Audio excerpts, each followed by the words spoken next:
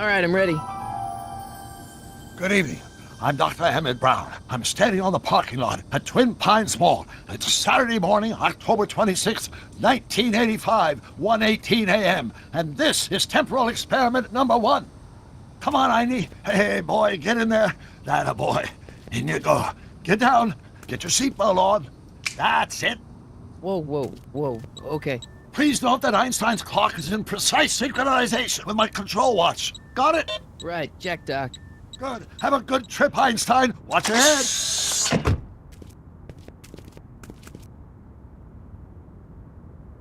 You got that thing hooked up to the car? Watch this. Yeah, okay. Got it.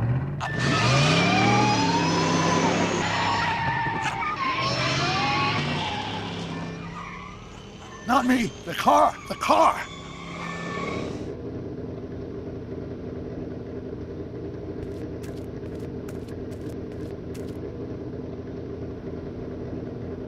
If my calculations are correct, when this baby hits 88 miles per hour, you're gonna see some serious shit.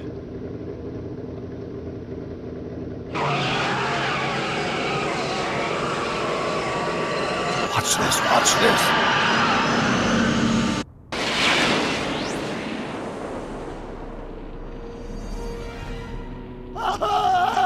What'd I tell you?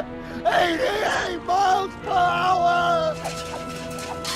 The temporal displacement occurred at exactly 1:20 a.m. and 0 seconds! Jesus Christ.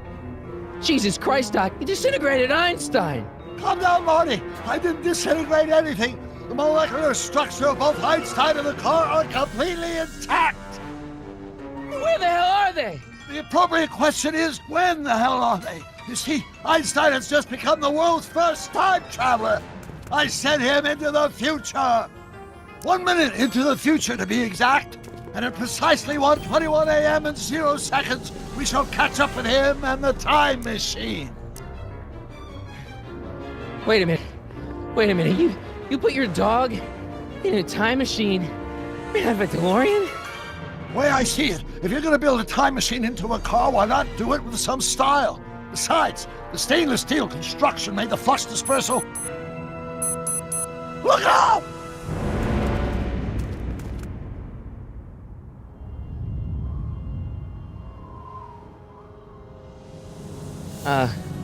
Doc? Huh, that's peculiar. Where's the car, Doc? It should have caught up with us 27 seconds ago. Doc, what happened to Einstein? No need for concern. It's probably just a minor miscalibration of the time circuits. Marty, could you get my notebook? It should be in the toolbox.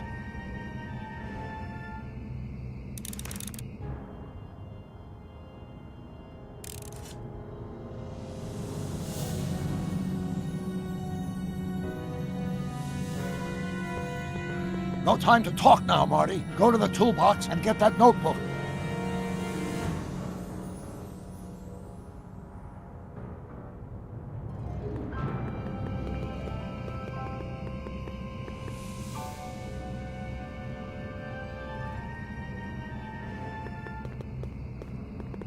What's in the box? Don't touch that! It's plutonium!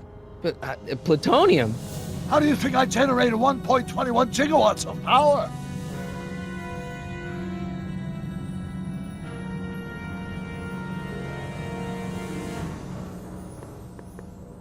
Notebook. Got it. Flux capacitor? That's it! What the heck's a flux capacitor? My latest invention. The thing that makes time travel possible. In this notebook, I've detailed the nearly 3 decades of scientific breakthroughs necessary to build a working time machine. If it ever fell into the wrong hands, the consequences could be catastrophic. Let's see. Is mass equals I times Z. Doc, something's way off here.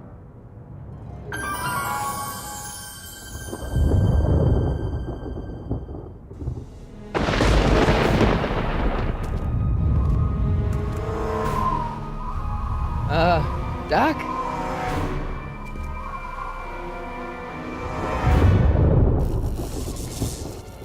Great Scott!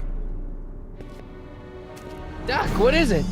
I've made a horrible mistake!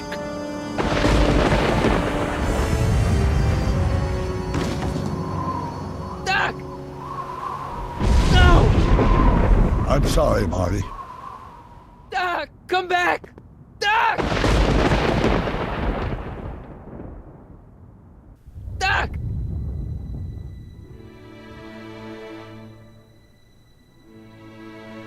Marty, is everything okay?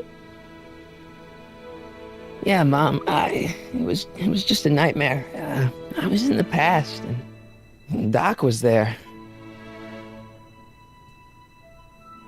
Well, you're safe and sound now, back in good old 1986. But you'd better get up. Your father's waiting for you. Huh? Weren't you going to meet him over at Doc's? Holy crap, I'm late!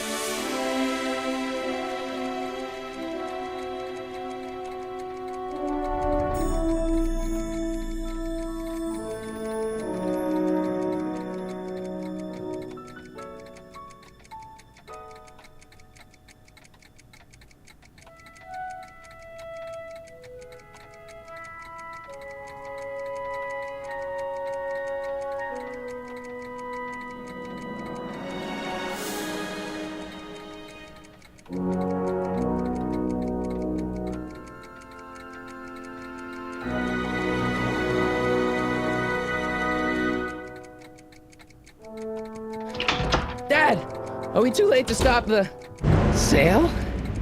Better late than never. You wouldn't believe how much rare stuff there is back here. That's Doc stuff. The city has no right Now, to. son, I know you're upset, but your friend's been gone for months, and the city really seems hell-bent on using his land for that new parking garage. And, hey, is that a first edition Jules Verne? It's just not fair. But at least things can't get any worse. Hey, Marty! Hi, Biff. Come to see if the old crackpot had any buried treasure? Nah, I guess I'm just remembering.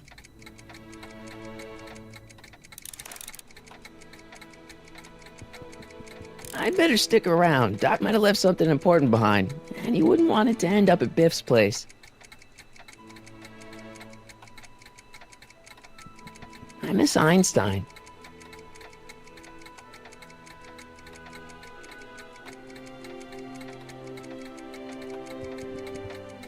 I wonder why Doc didn't take any of these with him.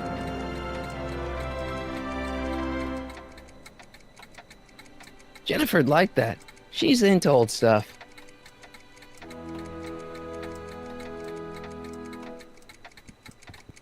A fish tank? I never knew Doc raised fish. Doc's fish had weird taste in decor. I kind of like Doc.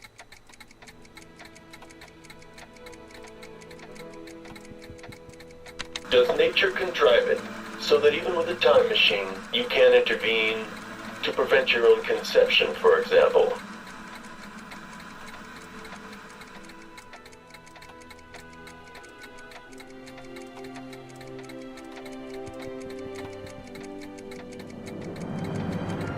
Hey, let me... Now, Biff, leave Marty alone. This is a very emotional time for him. Oh, sure. Sorry, Marty.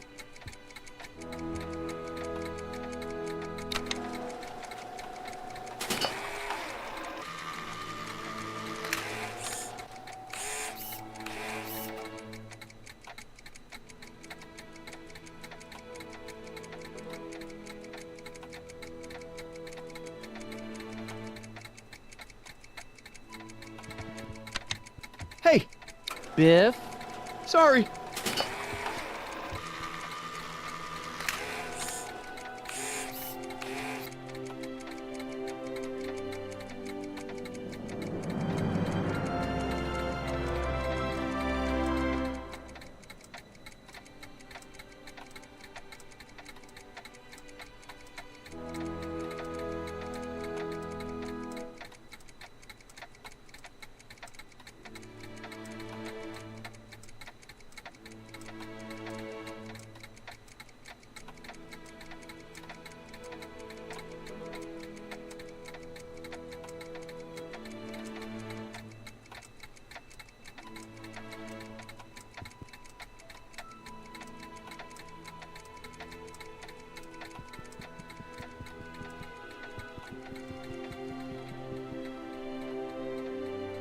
took me forever to repair this thing after I blew it out last time, and now some jerk's gonna pick it up for pennies.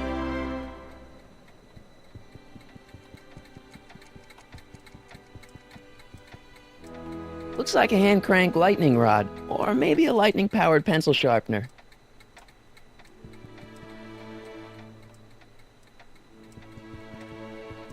Feels like that was a lifetime ago. Actually, I guess it was.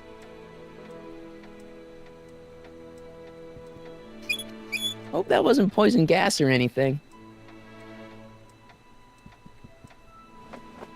Hey, let me try, Marty. Now, Biff, let Marty have his turn. You got it, Mr. McFly.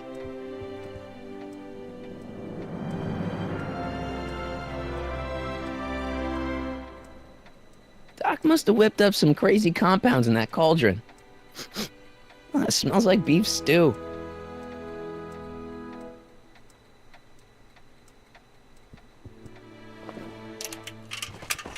Enough of that junk. Now, Biff. Sorry, Marty.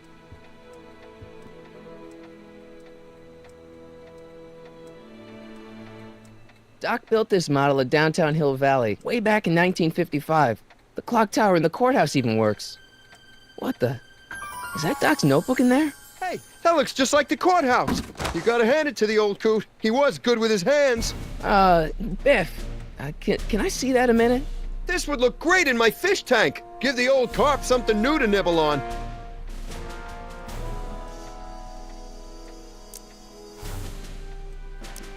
Can I see that model courthouse for just a second? I need to get something out of it. Like what? A not guilty verdict? That was a joke. Oh, ha.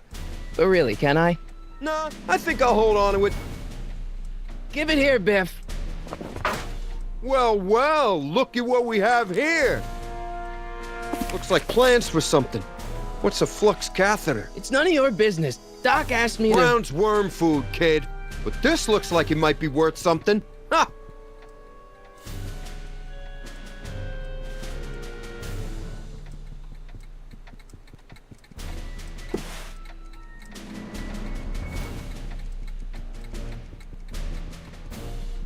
Hey, Dad, why's my guitar got a price tag on it?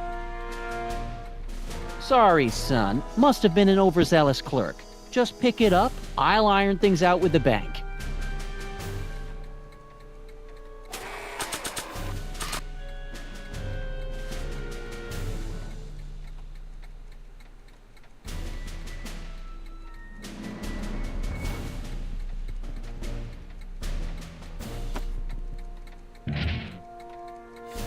Here's an oldie, but a goodie. 1, 2, 3.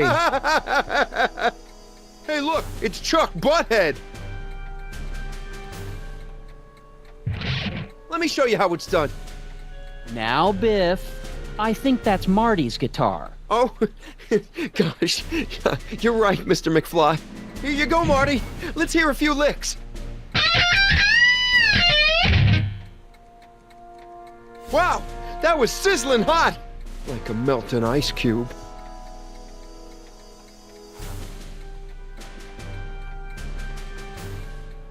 Let's make some noise.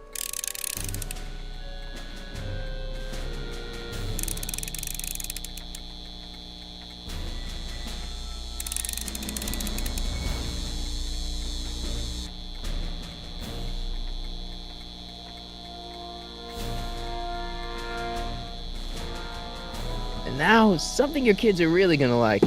Thanks for warming them up for me, Butthead.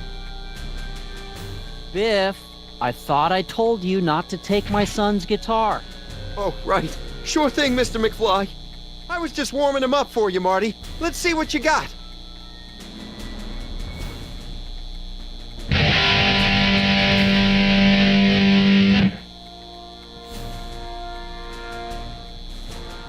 Man, you kids have ruined rock and roll.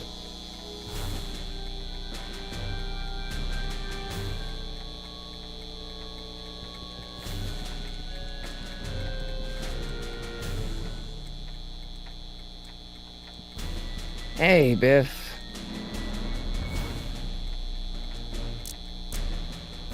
I just can't let you keep that notebook. It's dangerous. What, is it set to explode or something? Well, in a way. I'll take my chances.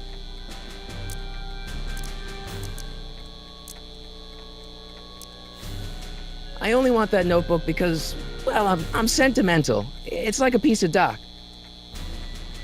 Doc's dead! Time to get over it and move on.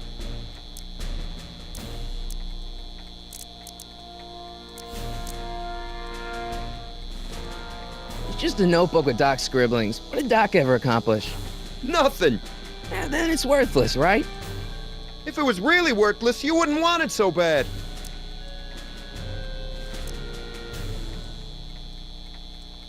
I'll pay you for it. How much? Not enough.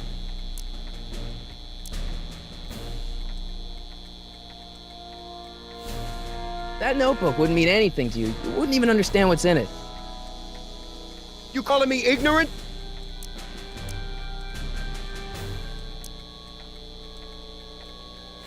I just can't let you keep that notebook. It's dangerous. What, is it set to explode or something?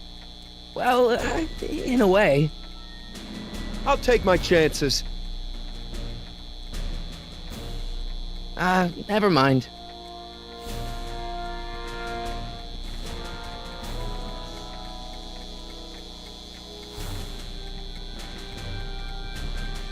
Hey, Dad. Who's running this sale anyway? Oh, that'd be me, son. You? Why? Well, once it became apparent that the bank was going through with the sale, I volunteered to oversee it in order to make sure that Doc's stuff would be treated with a modicum of respect. Isn't that right, Biff? You got it, Mr. McFly. I'm telling you, this sale is a joke. Doc's only been gone for a few months, and I happen to know. Yes, you've told us he's not dead. He's on a trip. Let's say you're right. Have you considered that this trip may not have been entirely voluntary? I hate to say it, but Doc's run up some pretty sizable debts around town. Maybe he's just hiding from his creditors.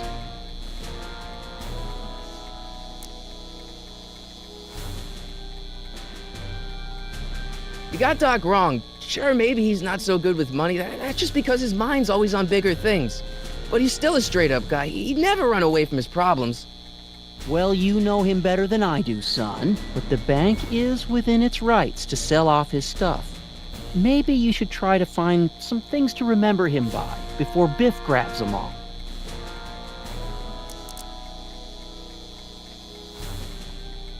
Do you think dreams can predict the future?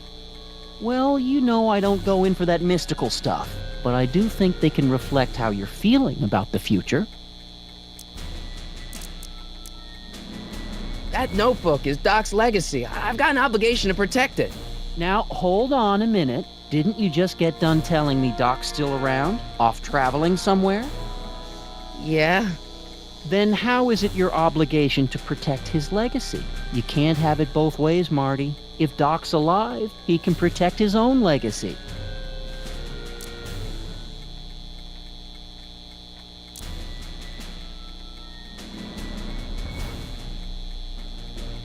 About Biff. Dad, I know you're trying to help. He talks a big game, son, but he's not so tough. I've been dealing with him a long time. Believe me, I can handle it. So can I. I guess you can. Okay, son, I'll stay out of your way, but you know where to find me.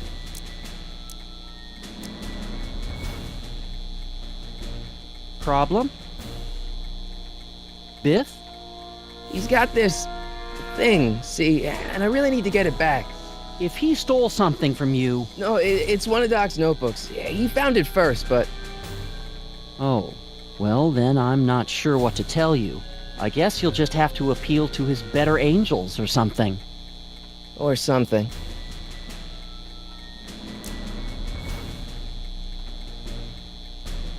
Do you think dreams can predict the future? Well, you know I don't go in for that mystical stuff, but I do think they can reflect how you're feeling about the future. You got Doc wrong. Sure, maybe he's not so good with money. That's just because his mind's always on bigger things. But he's still a straight-up guy. He'd never run away from his problems. Well, you know him better than I do, son. But the bank is within its rights to sell off his stuff. Maybe you should try to find some things to remember him by before Biff grabs them all. I'll keep looking around. Thanks, Dad.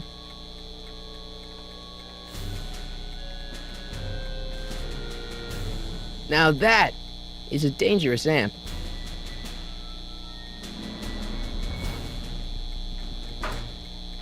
You want to hear a number by Biff and the Biff-Tones? Always happy to play for my adoring fans.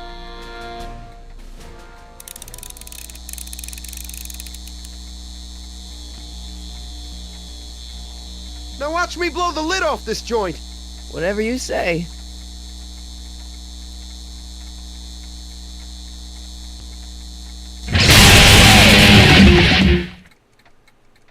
Rock on, Biff. Oh, shit.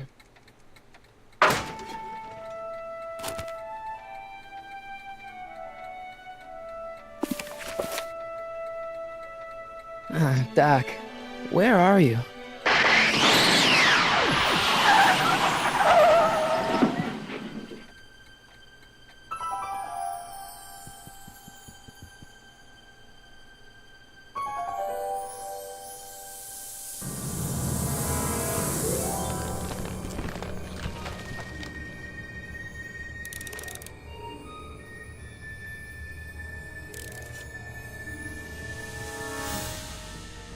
Doc?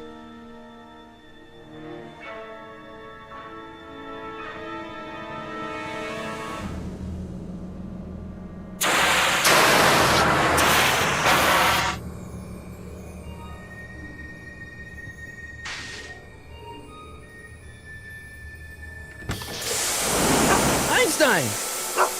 Where do you come from, boy? Didn't you bring Doc with you?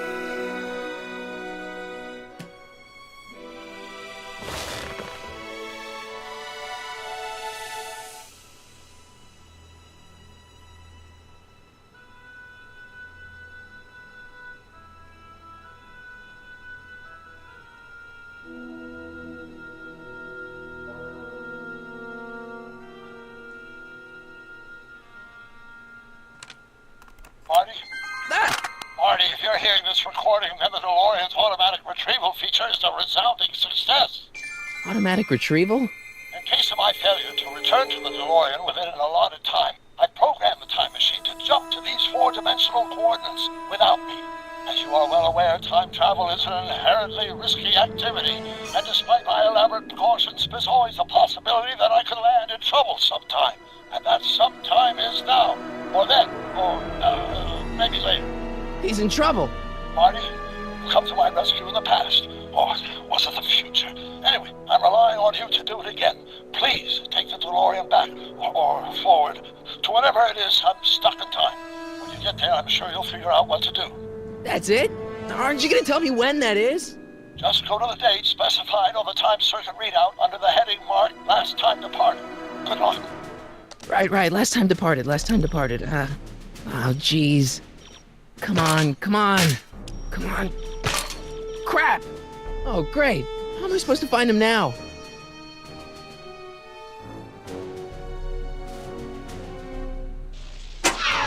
Looks like the time circuits still work. Now I only need to know when to look for Doc. I can use those to enter a date into the time circuits. Once I know when to look for Doc. Okay, Doc, I know I haven't seen you in a few months, but I'm pretty sure this isn't your shoe.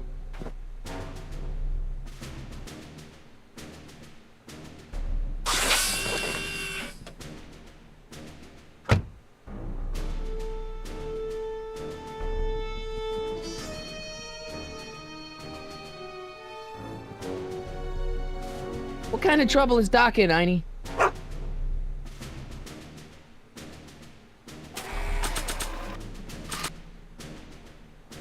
What do you know about this shoe, Einie?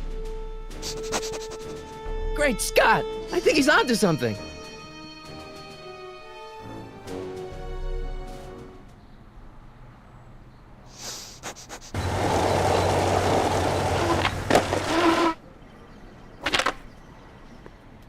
Okay, now we're getting somewhere. How's this supposed to lead me to Doc, Einie?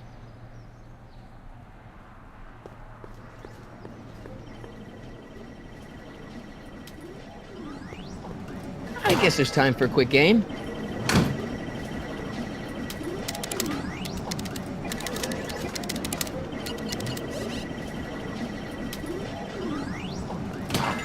Okay, now I'm ready.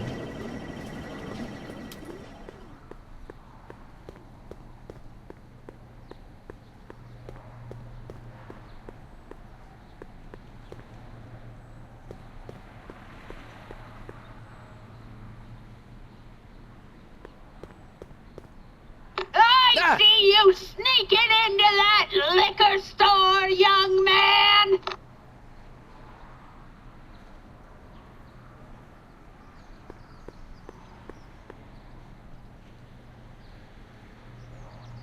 It's locked.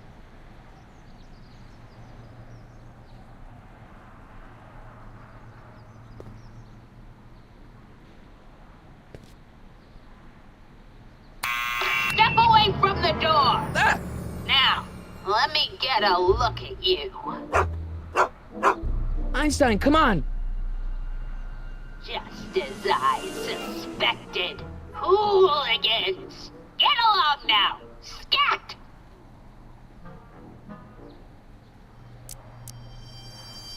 I'm not a hooligan, ma'am. I'm a teenager. I wasn't born yesterday, young man.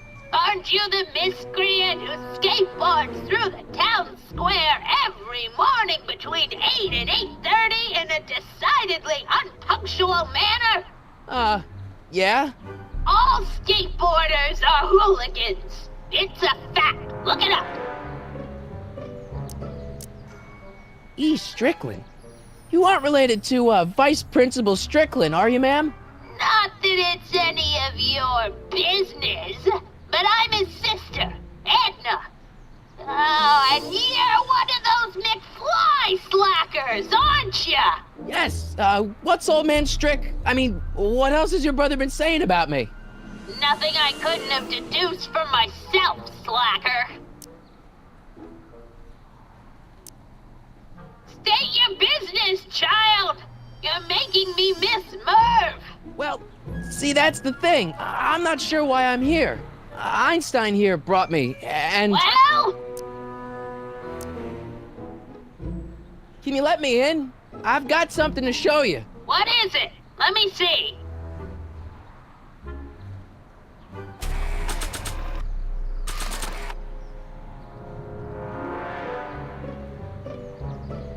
A shoe? Now what would I want with a... Huh? Stay there!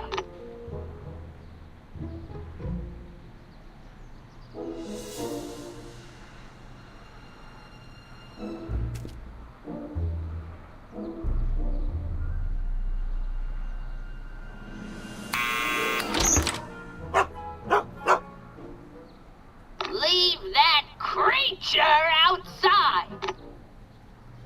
Sorry, Einstein.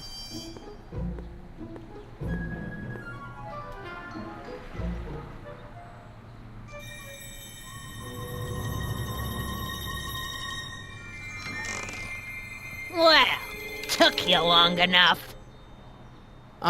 There's a lot of stairs. To return the shoe, I mean. I lost it ages ago. You can put it down next to the other one. Much better. So neat and orderly. I suppose you'll be wanting some sort of reward now. No, All I've got is tea and candy. But... I'm sorry I called you a hooligan. I try not to jump to conclusions, but after all, 9 out of 10 people in this city are hooligans. It's a fact. Look it up.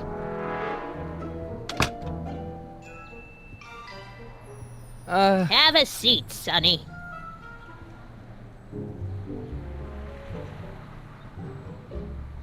Hey! You kids! Put out those cigarettes!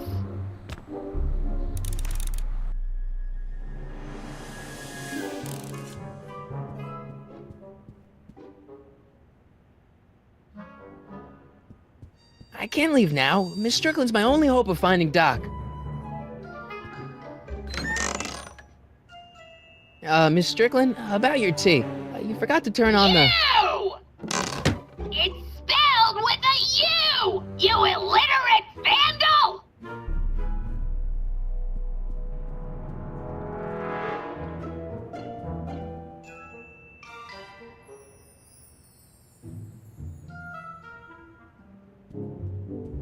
Miss Strickland?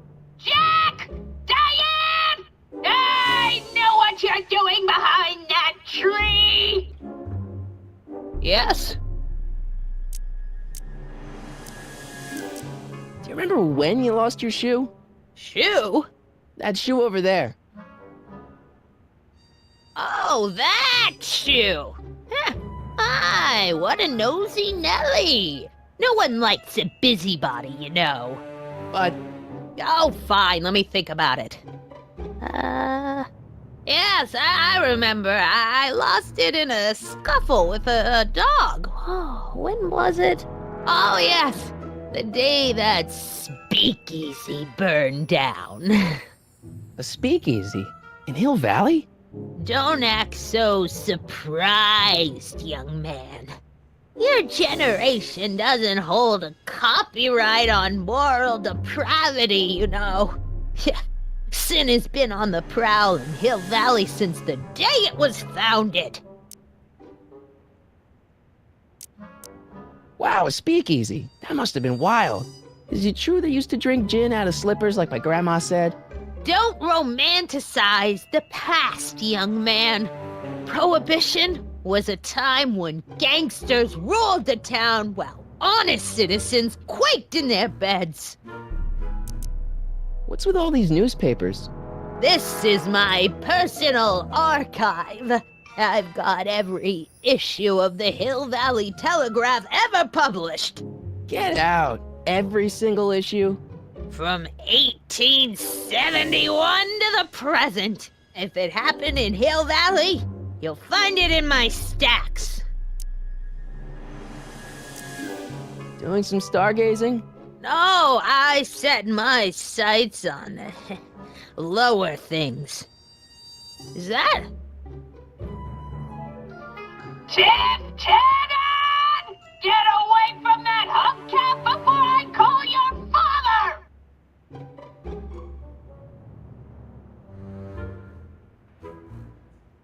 Don't let me keep you from your business. You there!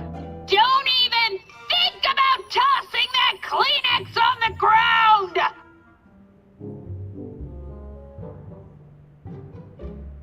Mind if I take a look?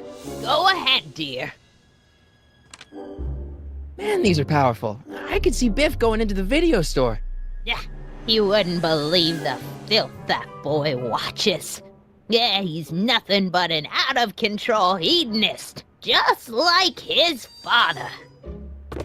I wish I knew which one used to be a speakeasy.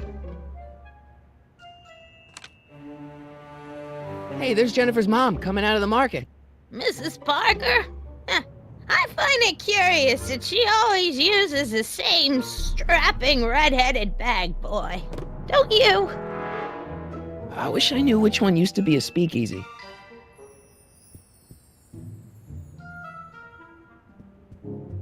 Man, she keeps it hot in here. That's the kettle. I'll be right back with some tea. Then don't touch anything.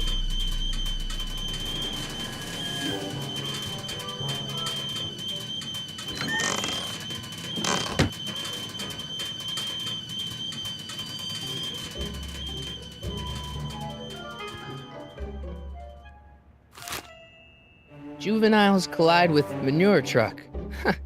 Nice picture.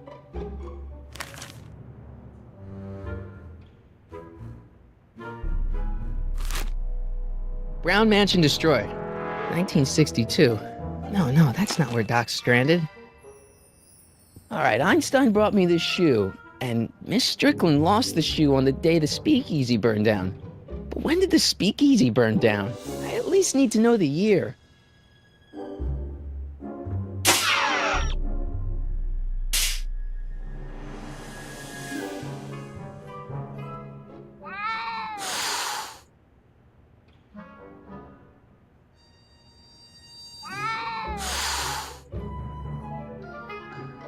that's peculiar. The water still hasn't come to a boil.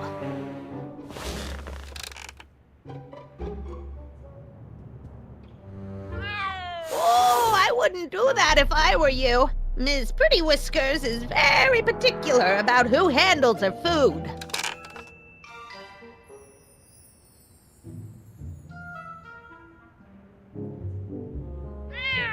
Miss Pretty Whiskers?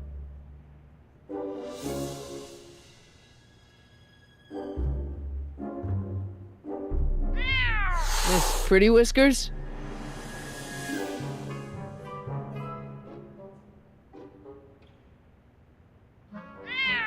Miss Pretty Whiskers?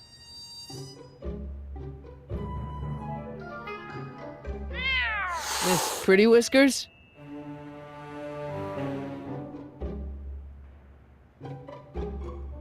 Excuse me, Miss Strickland? So where was it? That speakeasy that burned down, I mean. That was ages ago. If you're looking for bootleg hooch. No, I'm just curious, that's all. I'm a student of history.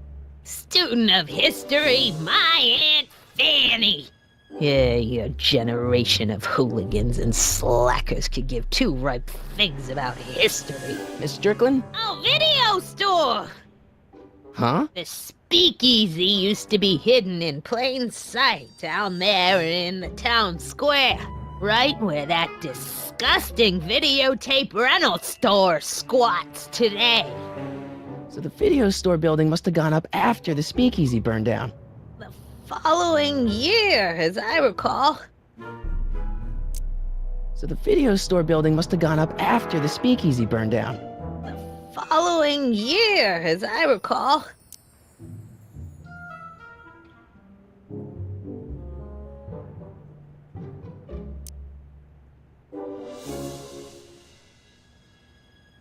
Don't let me keep you from your business.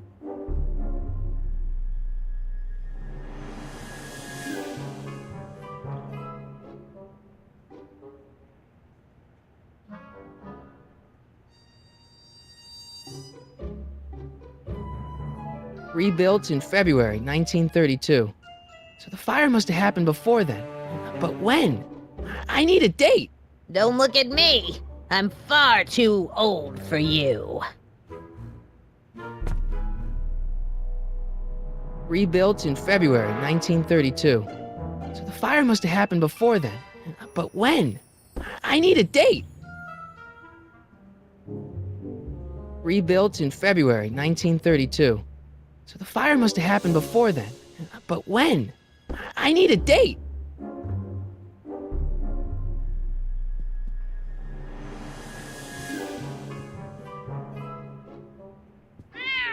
Miss Pretty Whiskers?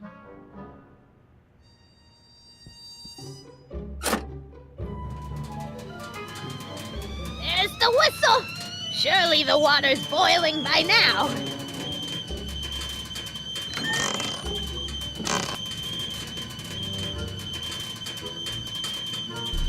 Let's see. Ground broken on site of former speakeasy. Singer vanishes. Hill Valley Expo delights crowd. Soup kitchen exposed. Here we go. Speakeasy arsonist slain. Legal procedure gave way to old-fashioned vengeance last night when a mob descended on the Hill Valley police station. The suspect in the speakeasy arson case, a drifter known as Carl Sagan, was pulled from his... Carl Sagan? It's Doc! Killed by a mob. What's the date? June 14th, 1931. Jeez, I gotta rescue him. My newspapers! Sorry, Miss Strickland. Let me... No! You've gotten my history out of order! Oh, do you know how long it'll take to fix what you've done? Oh, get out! Get out! Get out! Help! Police! I'm being attacked by hooligans!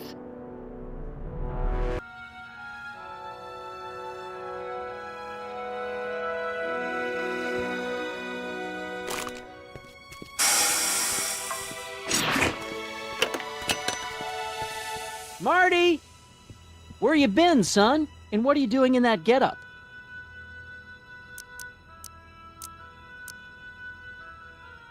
Didn't I tell you? I got the lead in the school play. We're doing...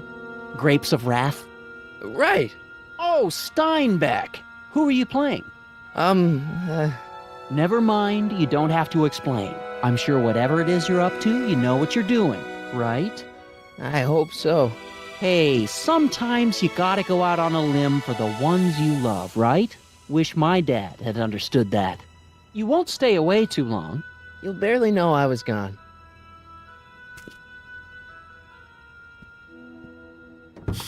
You ready to go, Einstein?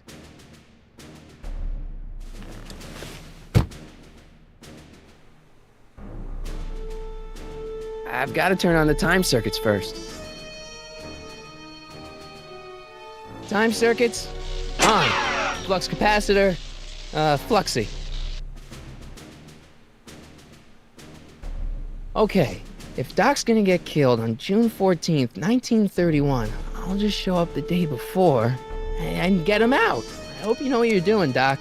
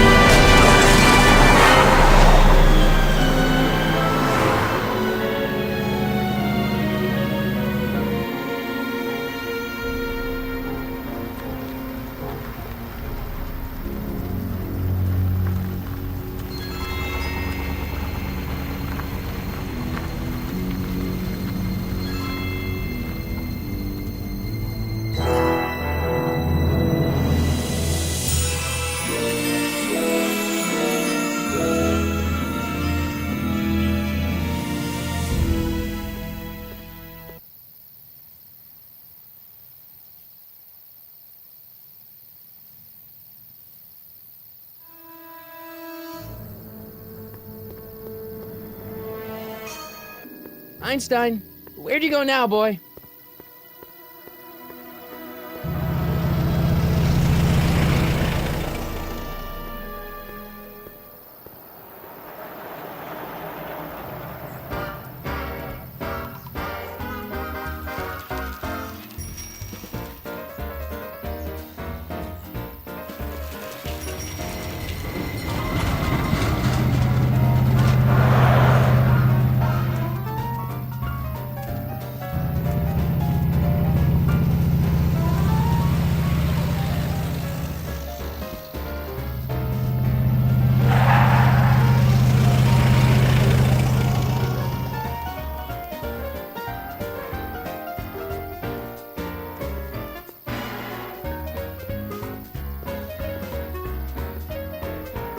Young man!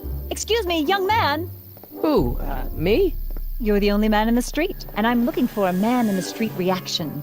Naturally, you know about the explosion that destroyed this illegal gin establishment. I read about it, yeah.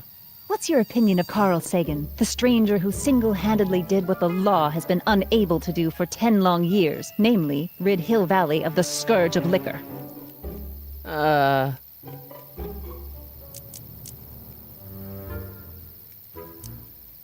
There's gotta be some sort of mistake here. Carl wouldn't do something like that. It's surprising the lengths a person will go to when it's a clear-cut matter of right and wrong. You've got an honest look about you. You do support the side of righteousness, I trust. You can mark me down as a supporter. the young man said, flashing a boyish yet virile grin. Hill Valley needs more upstanding youths like yourself. Do you have a message for the vicious gangsters who still roam these streets, no doubt plotting to corrupt our citizens with another den of booze, sin, and debauchery?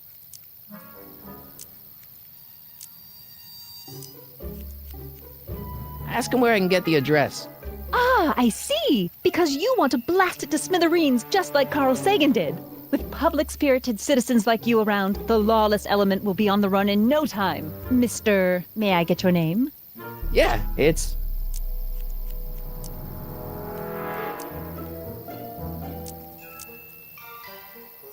Michael Corleone.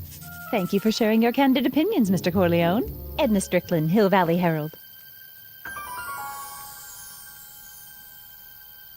I know. I met you back. I'm familiar with your work. You read my column? How sweet! I know it's just an etiquette column, but I believe it'll lead to bigger and better... Oh!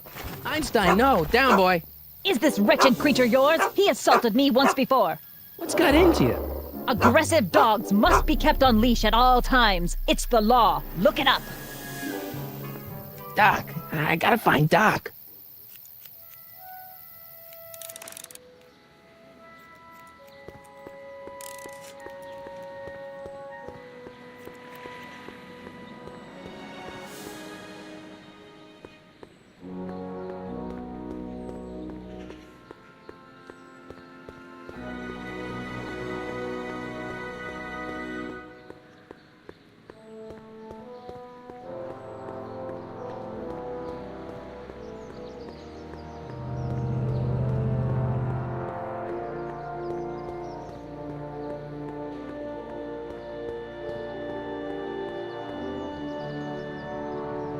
Hill Valley Police Station. Cripes, this place looks old, even for 1931.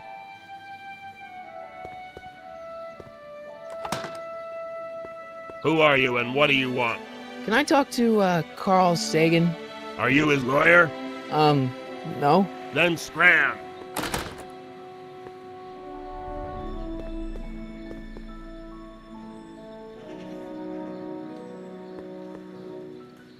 Doc! Marty! Doc! What are you doing here? You sent for me, Doc. I did? When? May 14th, 1986. 1980? The automatic retrieval system, of course. I'd almost forgotten about that.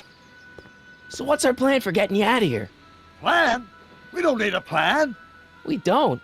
Not in the slightest. The police picked me up for that speakeasy fire a couple of weeks ago, but the DA hasn't got a case. They're releasing me tomorrow morning. So basically, I traveled 50 years into the past to deliver your car? Sorry about that, but it's so wonderful to see you. We have a lot of catching up to do. Yeah, you might want to hold off on that, Doc. Great Scott! I'm going to be gunned down by gangsters on the steps of the courthouse. Why would they do that? Guess they didn't approve of my burning down their speakeasy. Very funny, Doc. Maybe now we should come up with a plan. A plan? Right. But what? Why don't I take the DeLorean, go back in time before you were arrested, and stop you from getting caught in the first place? Don't even think about it. Without my unjust incarceration, the events that sent you into the past might never happen, resulting in a paradox of continuum shattering proportions. Jeez, we've been back together for 5 minutes, Doc, and you're already talking about the end of the universe. I've missed that.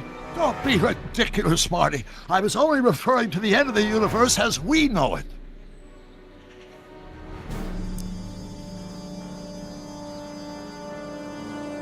Why don't we try to tough it out? Now that we know what's coming, maybe we sneak it past the gangsters with a bulletproof vest or something. That might work with 1 or 2 bullets, but from the looks of this article, it appears that I'm going to be mowed down in a hail of Tommy gun fire that rendered the innocent stranger little more than a pulpy mass of bones and gristle.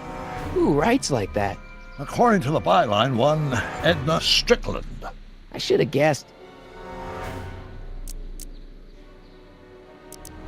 Well, I suppose I could just get some dynamite and break out of jail. No, that's far too dangerous. Not just to me, but to random innocent people in the past. The repercussions could be... That's it! What's it? My rocket-powered drill. You have a rocket-powered drill? Not yet, I haven't built it yet. You've lost me, Doc. Listen, a few months ago, my 17-year-old self sent in a patent application for a rocket-powered drill. I abandoned the project after I never heard back from the patent office, but the prototype should be nearly complete. Great, I'll just run back to your lab and... No, I said nearly complete. You'll need me to help you finish it. How the hell am I supposed to sneak a half-finished rocket-powered drill into your cell? Not me. 1931 me. Wait a minute, Doc. You want me to convince your 1931 self to build a rocket-powered drill to break you out of jail? Precisely.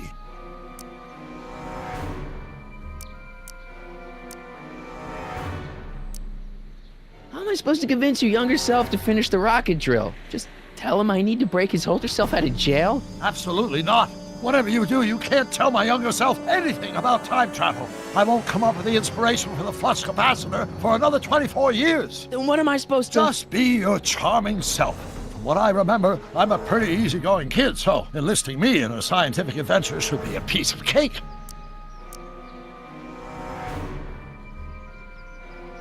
Won't talking to yourself cause, irreparable damage to the space-time continuum or something? It should be fine. I've already invented the idea of the rocket drill. You've just got to goad my younger self into finishing the prototype. Okay, well, let's say I go along with this crazy idea. Where can I find you? I mean, the other you. How should I know? It was over 50 years ago. Why don't you go over to the soup kitchen next door and give my house a call? They'll know where to find me. Soup kitchen. Got it. Just stay away from the soup. It'll cause irreparable damage to your digestive system.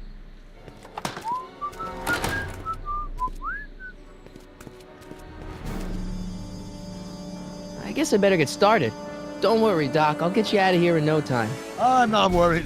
Once you and my younger self put your heads together, you'll be unstoppable. Psst, Doc. Marty, have you found my younger self yet?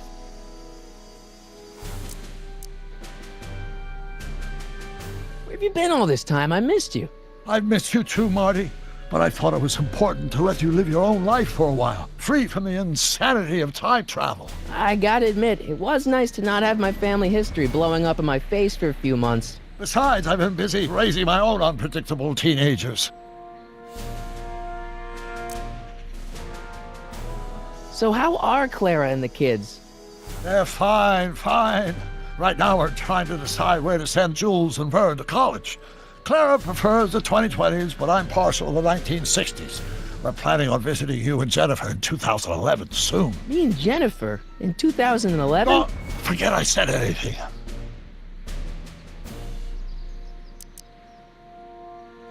Where'd the DeLorean come from? The last time I saw it had been smashed to pieces by a train. It's a fantastic story. Do you remember when the DeLorean got struck by lightning in 1955? Yeah? Unbeknownst to either of us, the lightning produced a temporal duplicate of the time machine, one that was tossed 70 years into the future. What? I found out about it during a trip to 2025 and recovered it just in time to stop Griff Tannen from vandalizing the time stream. Heavy. So that DeLorean... is for all intents and purposes the exact same machine as the original. Plus or minus little bells and whistles I've added over the years, of course.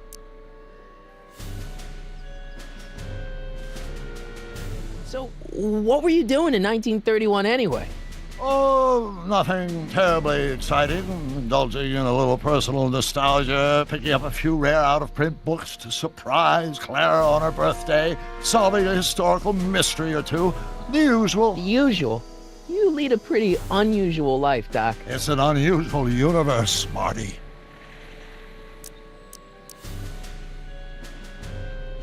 How do you remember this phone number after 50 years? It's a mnemonic for a dirty punchline I learned when I was 12. Now, get to the soup kitchen and find out where I am.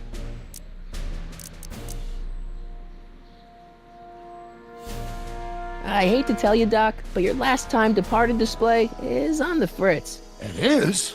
So how did you find me? I found one of Edna Strickland's shoes in the DeLorean. How did one of her shoes get in the DeLorean? Einstein took it from her. He did? How strange. Heidi almost never attacks people. Not without a good reason, anyway.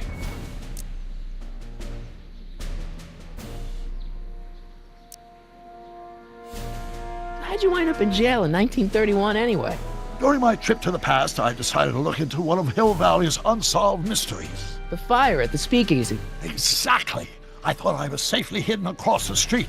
But when the fire started, there was a tremendous explosion, and I was knocked unconscious by a stray brick. When I woke up, I was here in jail, charged with arson. That's horrible. I know. Worse yet, I still don't know who started the fire.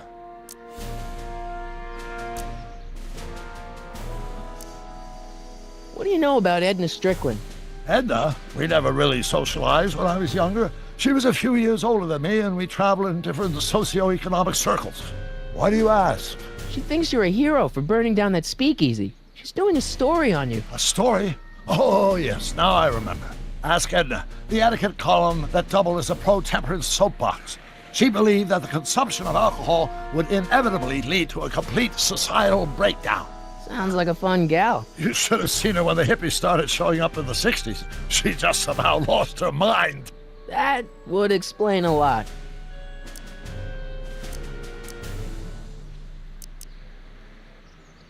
I know this really isn't the right time or place, but I found your notebook. Ah, so that's where I left it. Why'd you bring it here? Because the bank's selling off all your stuff. They can't do that. That's what I keep trying to tell them. Well, you hold on to it for safekeeping. We'll deal with my financial situation in 1986 after we save me from a grisly death in 1931.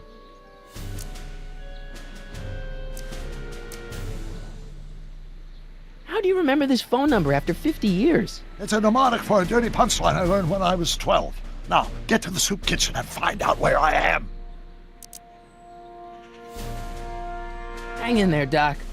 Not the best choice of words, Marty.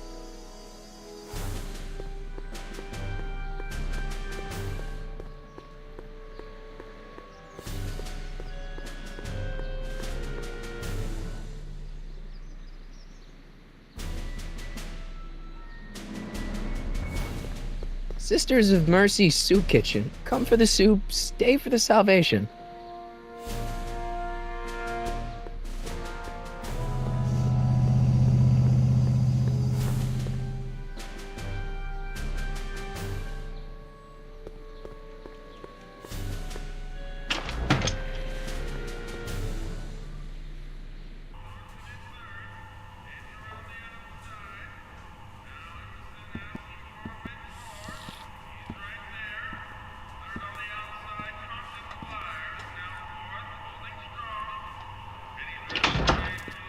McFly!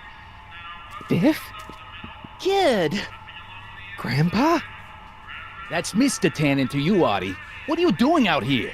Well, I was getting kind of hungry, so I figured I'd come down here for some free soup.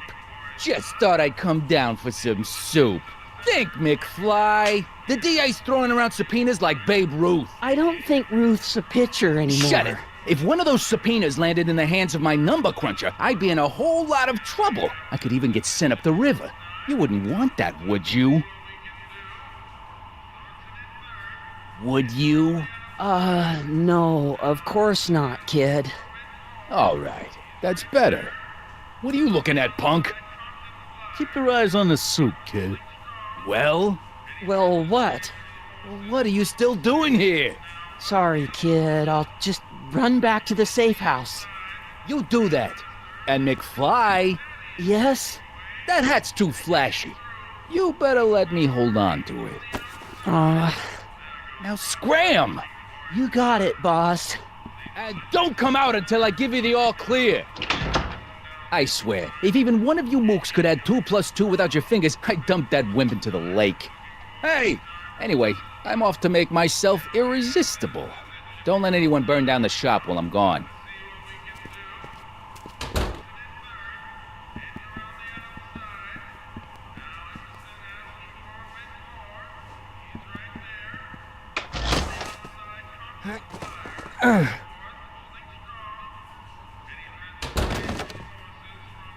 There's no way I'm gonna keep that door open without some help.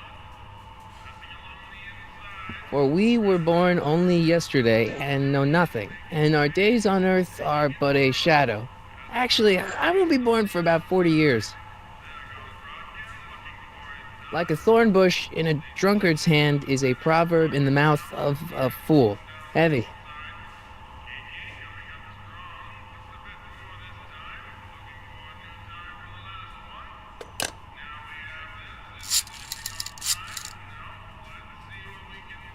Brown residence?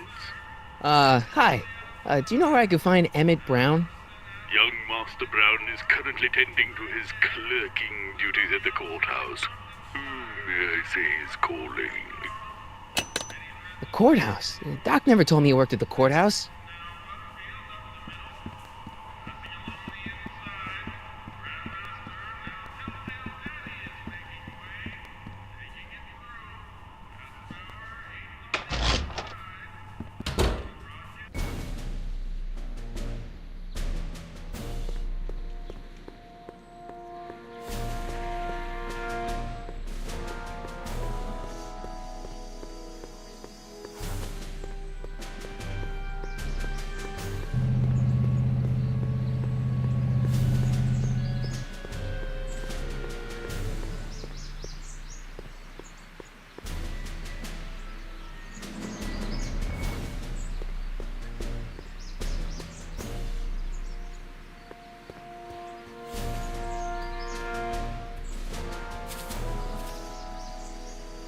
Hey, how you doing, Einie? Young Doc's in the courthouse. I hope I'll be able to recognize him.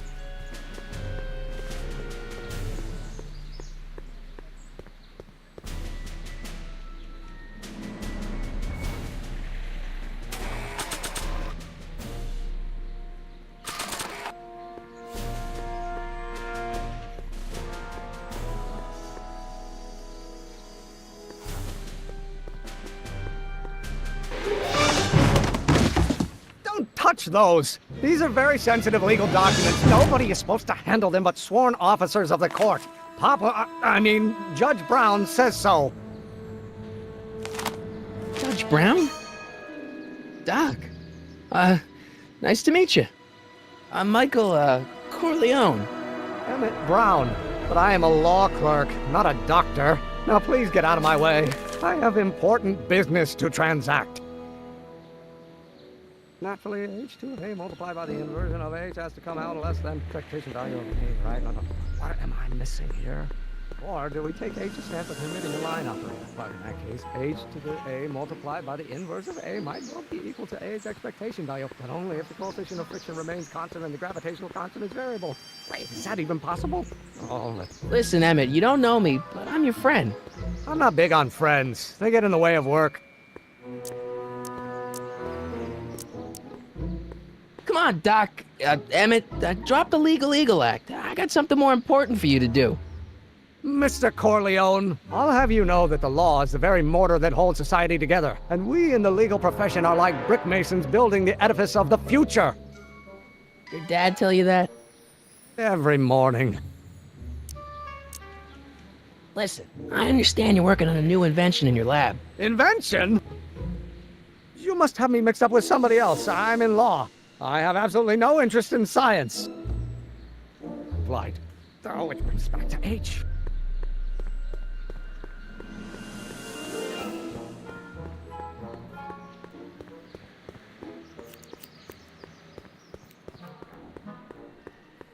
Wow, looks like they used a real shark.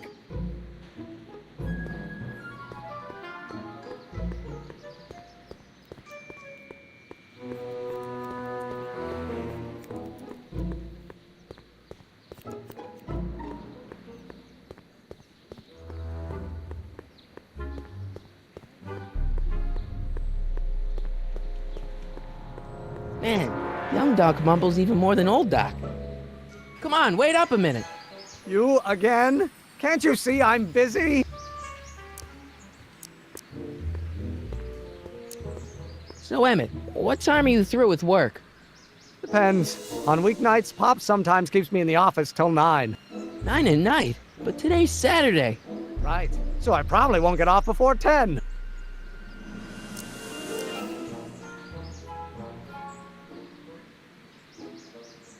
See, I'm sort of in the science business myself. That's why I sought you out. Not that I care in the least, because science is the furthest thing from my own area of interest, which is law, but I don't believe you. It's true. I'm a scientist. So tell me something, Mr. Scientist, from your vast storehouse of scientific knowledge. The leg bone's connected to the thigh bone? Amazing. How about you knock off work early and I'll buy you a beer or soda? What do you say? Don't try to tempt me from my duty with sugary beverages. Keeping the wheels of justice turning, that's my one passion in life. Besides, if I left before 8, my pop would kill me. What's this important business you're up to? It's a legal matter, very complicated, very abstruse. I need to obtain 5 sets of initials on every copy of this writ of indemnification before before Judge Brown can even think of granting a waiver to the party in the first part. You have no idea what it's about, do you?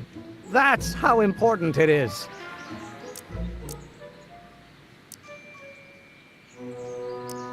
Sounds like you're a little scared of your father. Scared of my father? Pop is the most learned, just, incorruptible judge that Hill Valley has ever seen. The only people scared of Judge Brown are people with a dark secret to hide. And I don't have a dark secret to hide. Okay, so you don't want your old man to know. That's fine. Listen, we all keep secrets. But I'm telling you, you can level with me about this science project of yours. I am not a scientist. Go ahead, ask me what E equals. What does E equal? I have absolutely no idea. See? I don't know where you got your information from about me, mister, but you're wrong, wrong, wrong. Oh, no.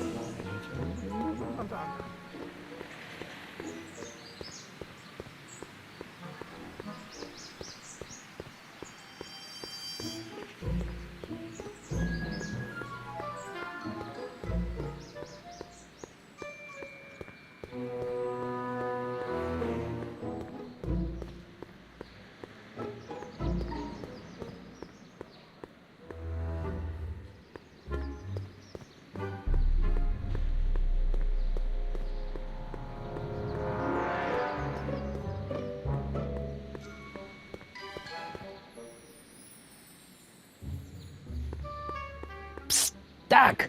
Marty! How goes the escape plan?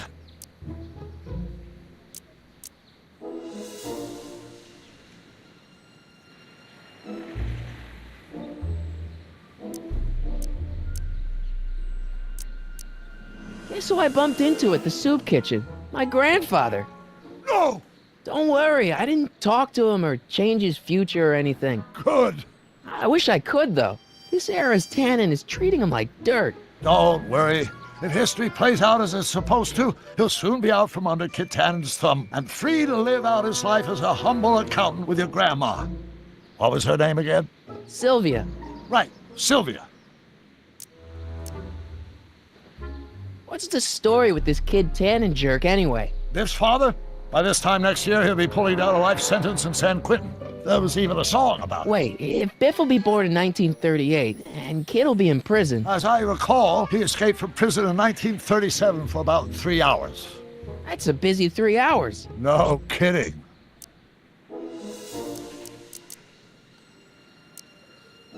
Hang in there, Doc.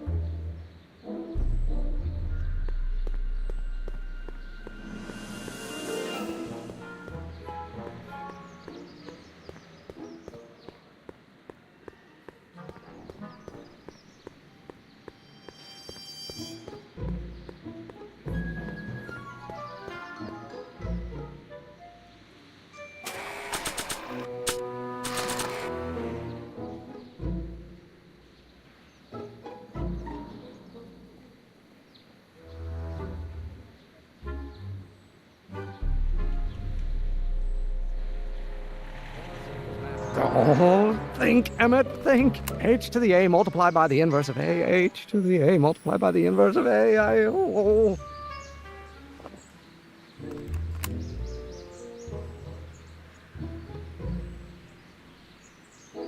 Mass times acceleration, of course. That's Newton. But how many newtons are required to maintain a constant mass if acceleration is reduced by the inverse of the derivative of the speed relative to the speed of light?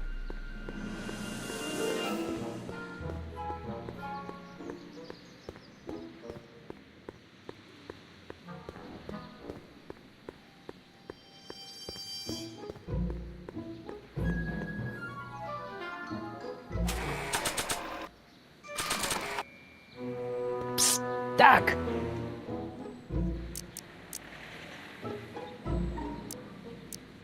So, Doc, does this ring a bell? Oh, think, Emmett, think. H to the A multiplied by the inverse of A. H to the A multiplied by the inverse of A. Good grief! Is that me? I sound so... Young? I was gonna say intense. I forgot how wound up I used to get. Yeah, but what are you muttering about? Oh, that's easy. It's Ivanov's conundrum. Just tell my younger self that H equals the Hamiltonian operator. Won't giving him the answer mess up the time stream? Only if it turns out that reality is actually nothing more than a holographic illusion created by the interplay of subatomic particles on a vast two-dimensional membrane. So... It'll be fine.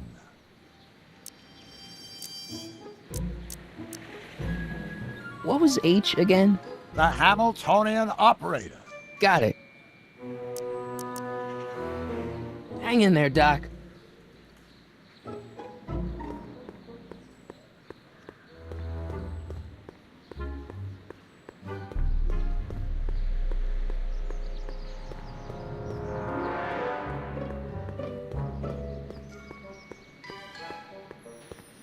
That's Newton. But how many Newtons are required to maintain a constant mass? Will you just give me a chance? Harassment's a federal crime, Mr. Corleone. Maybe H equals the Hamiltonian operator. What did you just say?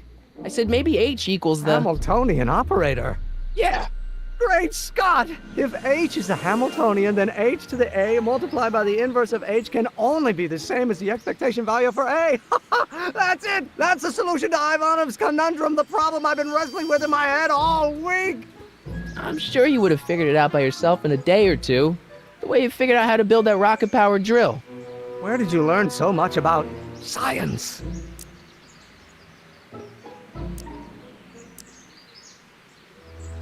Well, it's like this. You know about my rocket power drill? Then there can only be one explanation.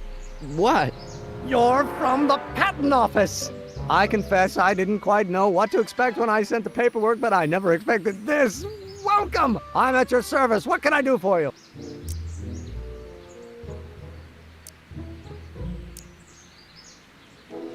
Can I see your rocket-powered drill? Of course, of course. Naturally, it's just a scale model, but it's nearly operational. I can show it to you, say, first thing in the morning? Nah, that's no good. I need to see a full-size model.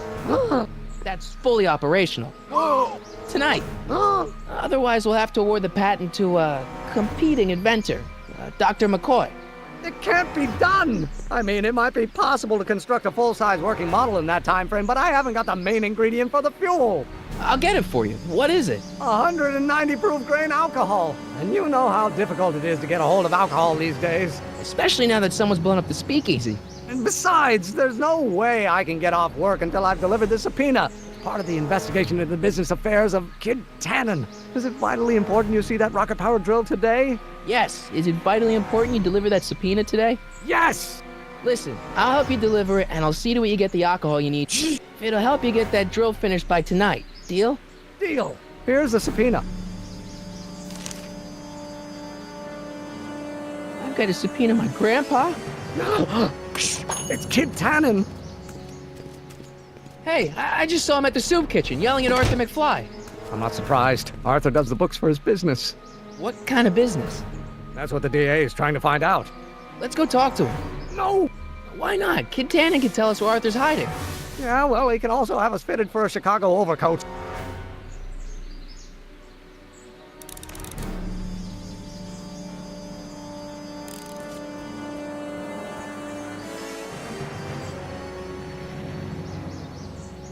Hey, how you doing, Einie? Einie? It's short for Einstein. Einstein, of course! Because he was a patent officer just like you.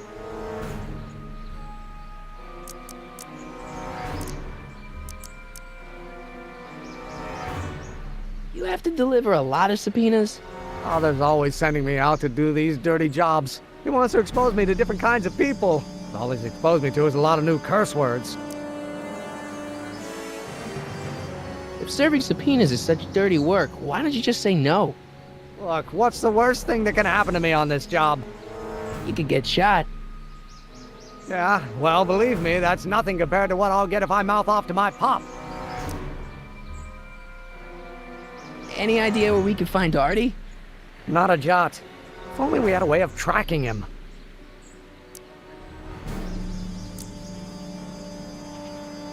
This subpoena's for Arthur McFly? Have you seen him? For a few seconds in the soup kitchen, but I think he's gone back into hiding. Brilliant deduction, Einstein.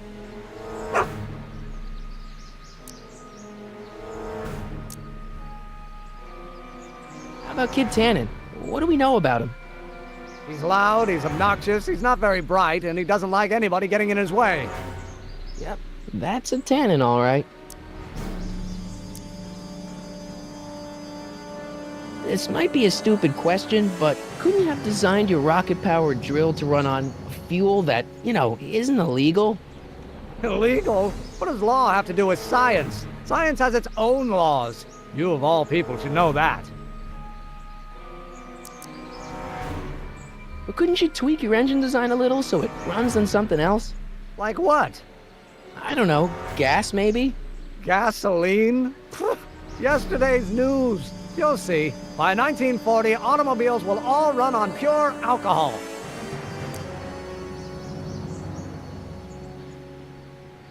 Some of us down at the patent office are wondering, what made you think of a rocket-powered drill? Ah, that'd be Journey to the Center of the Earth by Jules Verne. It was a revelation. Yeah, that's kind of what we figured. Have you read The Time Machine? H.G. Wells? Not yet, but it's on my list. Any idea where we could find Artie? Not a jot. If only we had a way of tracking him. We'll get that subpoena delivered, or my name isn't... Michael Corleone! Yeah.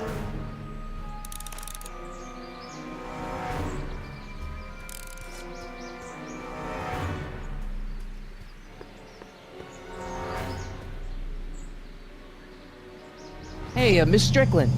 Oh, hello, Mr. Corleone. Try not to draw any undue attention my way. I'm on the trail of a hot new scoop, as we in the newspaper business say. What's the scoop? I've heard rumors that something shady is going on at the Sisters of Mercy soup kitchen. It's under new management, you know. And we mustn't jump to any conclusions, not till the facts are in. I hope to heaven it is just a rumor. That soup kitchen is the front line in the good fight. If it goes bad, what will happen to the Stay Sober Society? Not to mention all the charitable institutions that depend on me for soup deliveries.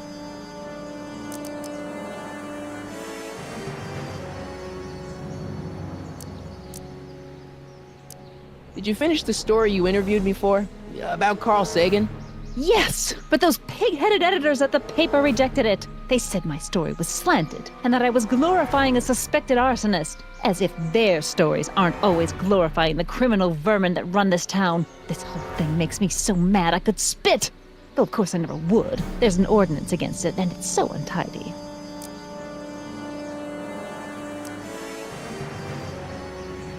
You make hot soup deliveries? It's one of my many small contributions to the good cause. Healthy bodies, healthy souls, or so one hopes. I pick up barrels of hot soup at the kitchen, and I deliver them hither and thither. Hill Valley Orphanage, the St. Francis Xavier Ranch for Unwanted Children, Foggy Mountain Home for the Incurably Insane, Shady Acres Rest Home. Oh, I can barely keep track of them all. It's a very big job. What's the Stay Sober Society? You haven't heard of the SSS? They do the most marvelous work, taking hopeless drunken bums and turning them into former hopeless drunken bums. I'm one of the founding members. And not to say that I was ever, well, you know. Anyway, we've always met in the cellar of the Sisters of Mercy soup kitchen, but for some reason the new managers don't want us down there, so we're stuck. We've got nowhere to meet. I know a place where the Stay Sober Society can meet. Oh? Where?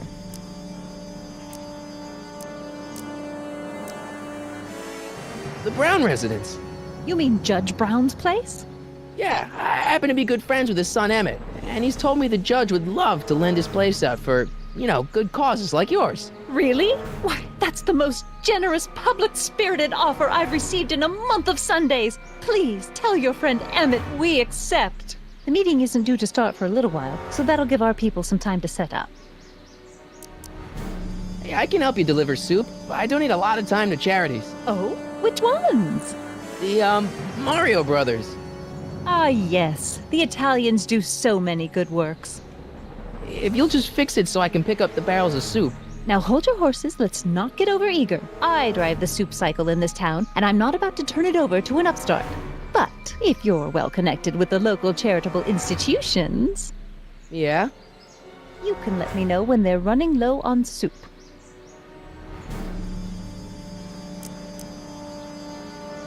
As a matter of fact, I do know a local charity that's running low on soup. Oh? Who? The Rest Home. Those dear old-timers. Soup is one of the few pleasures they have left.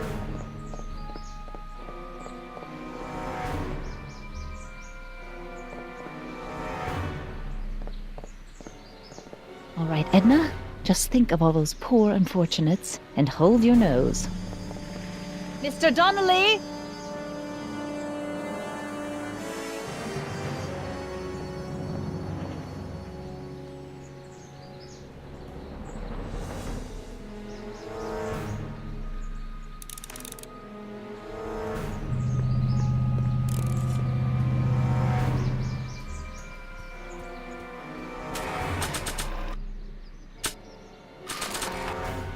What's that? Something we're looking into at the patent office. What's it do? It records voices. Amazing! A portable audio recording studio. How does it work? Sorry, it's patent pending. I understand.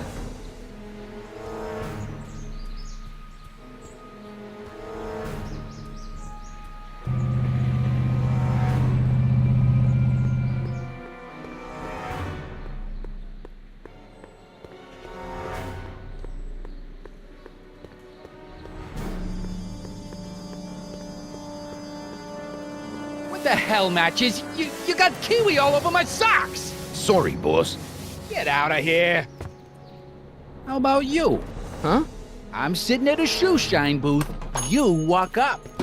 Either you're here to shine my shoes, or you got a death wish. Which is it?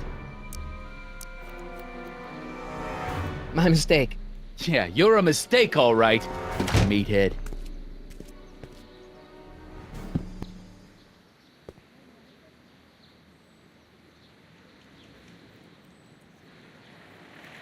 Keep an eye on Trixie. That broad's going all squirrely on me. You got it, kid. Well, you're gonna stand there like an okie, or you're gonna shine my shoes? My mistake. Yeah, you're a mistake, all right, meathead.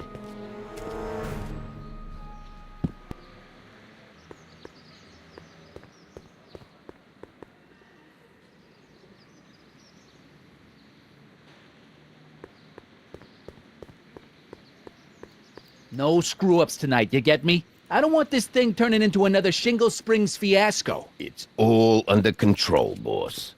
Well?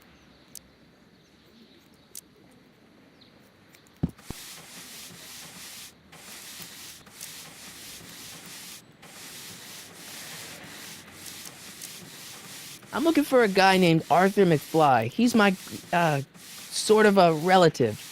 Well, he's my employee. He's very busy today.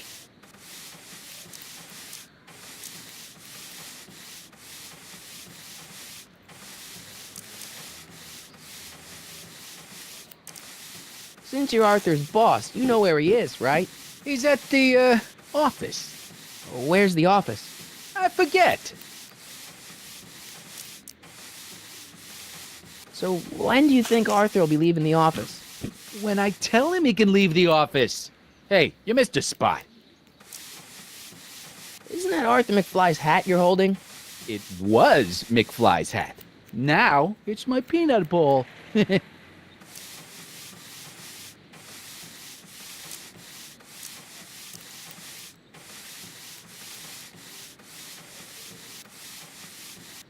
I have some peanuts? Why not? I'm a magnanimous kind of guy. Go ahead, knock yourself out. Hey, kid! Yeah? What the hell is that? Hey!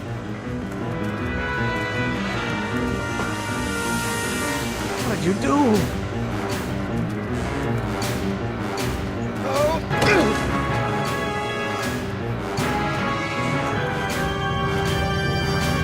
Give me that hat, you lousy crook! Emmett!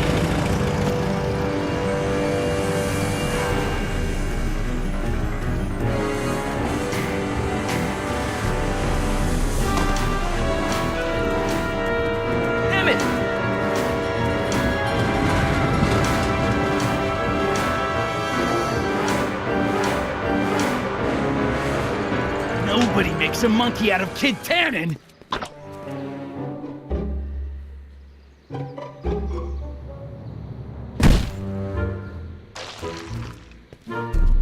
Ow! Fix me up!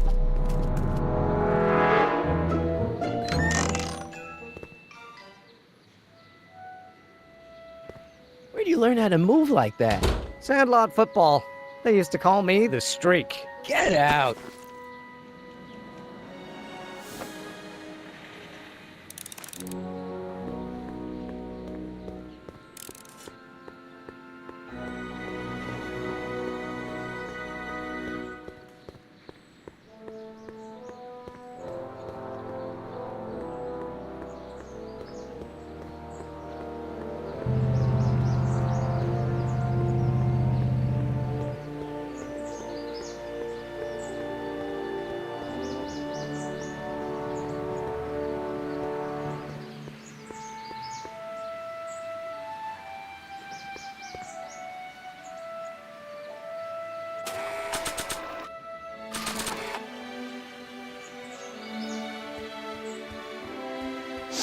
Hey, honey, come here for a sec, boy.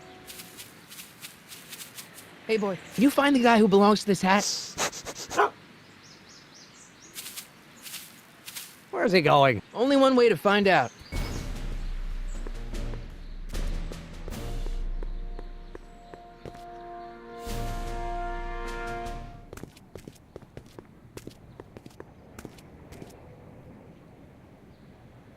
Huh, deja vu. Thanks for bringing us here, boy. We'll take it from here. Need any help? Never mind.